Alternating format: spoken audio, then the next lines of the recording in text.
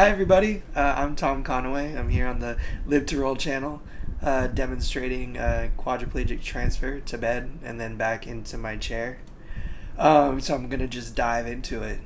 I always say rule number one with independent transfers is set yourself up for success, meaning protect yourself in case your transfer does not go well. Make sure you have a cell phone nearby, or if some kind of smart device that you could maybe talk to.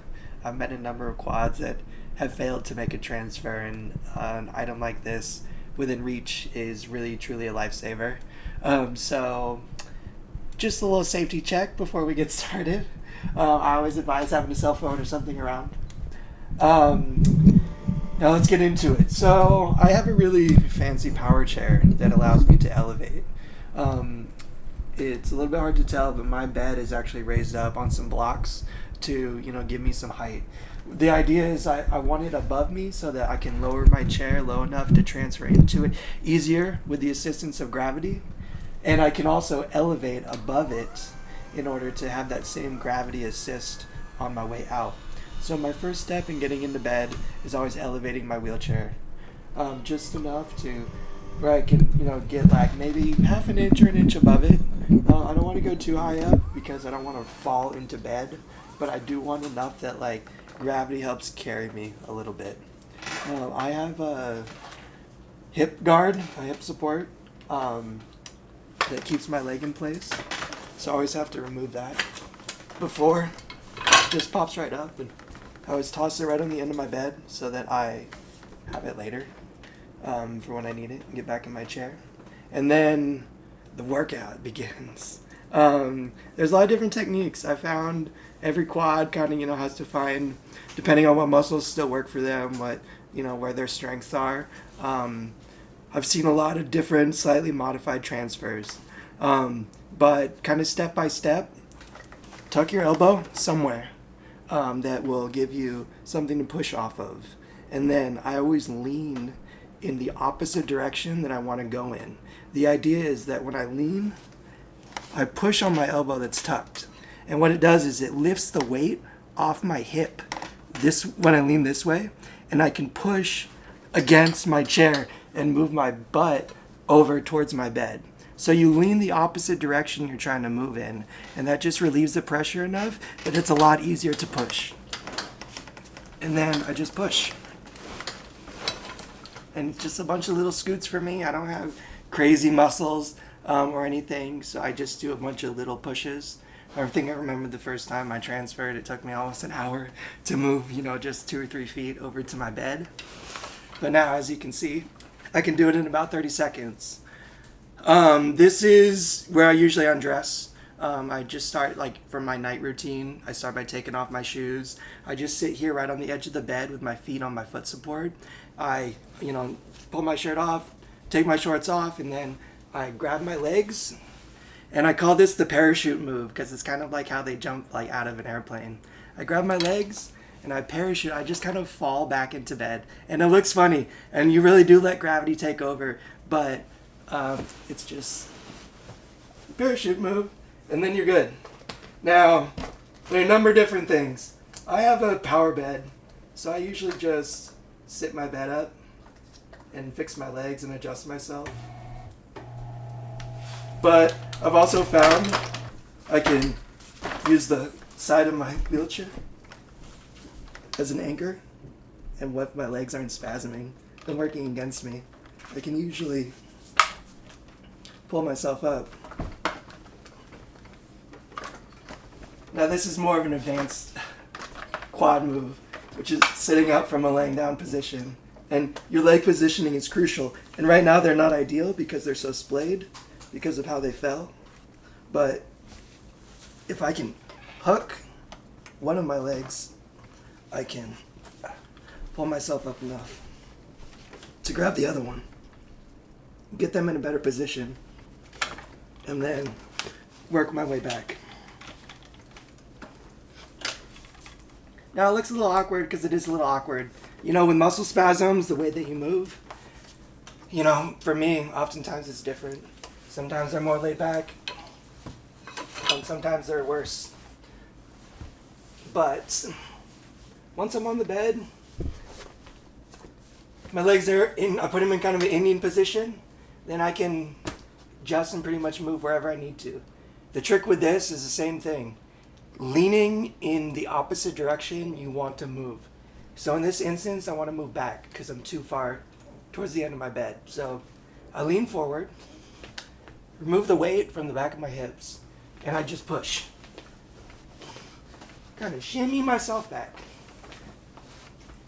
And you saw it was 5 or 6 shimmies, but now I'm in the middle of my bed. I'm centered. I get my legs straight. I get it all situated comfortably. And there we go. Now, a couple things. If your clothes are going to make it harder for you to move, depending on the fabric or whatever is on your bed, just the name of the game. That's usually when I do this. Like, I will undress, and then it's a lot easier to just kind of slide around the bed because there's not so much friction, but it's totally possible with clothes on too. Sometimes it's nice just to be able to, get out of your chair in the middle of the day, especially if your legs are not happy or hips aren't happy or whatever. Having that freedom, just like get out of your chair, kick back, relax, and then hop back in is a lot. So now I will hop back in my chair and show you guys the reverse, which is more the same, just slightly different technique, and I'll explain that. So I readjust my chair. This is what I do every morning after my morning care. I come back to bed, I get dressed, I adjust my chair, I lower it, I de-elevate it so it's below my mattress, and I have like about an inch of height or gap to give me that gravity assist. I anchor myself, my torso. I know it looks like I'm probably balancing pretty remarkably right now, but that's only because I anchor my torso, my, top half of my body on one of my legs. I'm bound, to kind of work with only one hand. But while I adjust everything, it allows me to sit here without fear of, falling back. Or, have to, constantly struggle to maintain my balance. I just give myself a little anchor. Now, you always want to lead with your feet, wherever you're transferring, whatever surface. Always point your feet in the direction you want your body to go in. In this instance, it's towards my chair. So I position them towards the foot pedals of my wheelchair.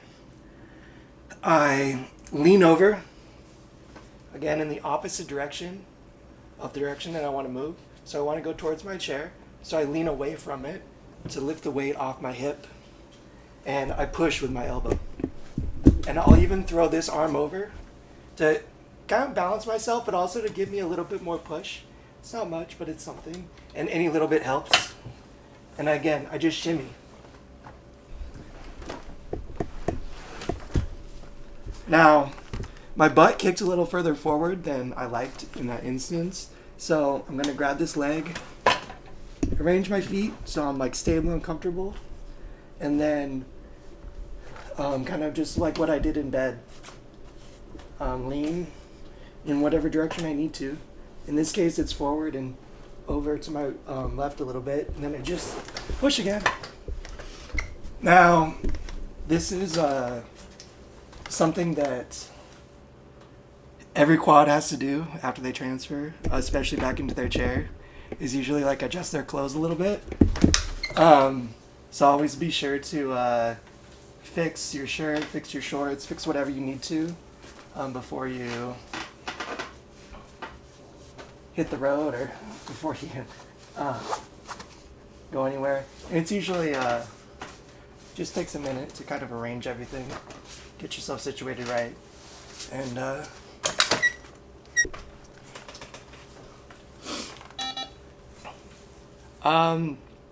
so that's pretty much it. A couple tricks for transferring is wear comfortable clothes if you're transferring a lot. Plan your day. Jeans are not easy to transfer. but a lot of shorts are, slippery materials, sweats even. If it's, cool enough outside and you can, give the excuse of going out in your sweats. Whatever it is, there's a million different kinds of fabrics. There's a million different kind of styles. I've even seen jeans with slippery, parts sewn onto the butt, that, so you can still have the style, but have like the freedom to transfer more easily. So really the trick is setting yourself up for success. Make yourself successful by creating and cultivating an environment that, will enable you to be. And that oftentimes at first means having people around when you transfer initially. Also, understanding that it's a process. It's going to take time. It's going to take a lot of time.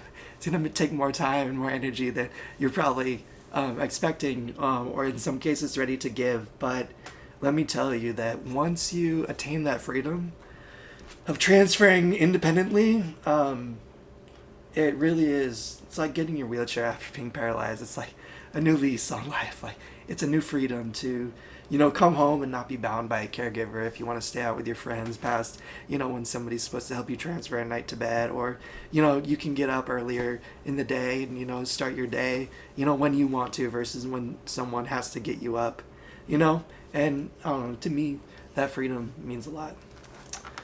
So yeah, I'm Tom Conaway, and thanks for watching the transfer vid.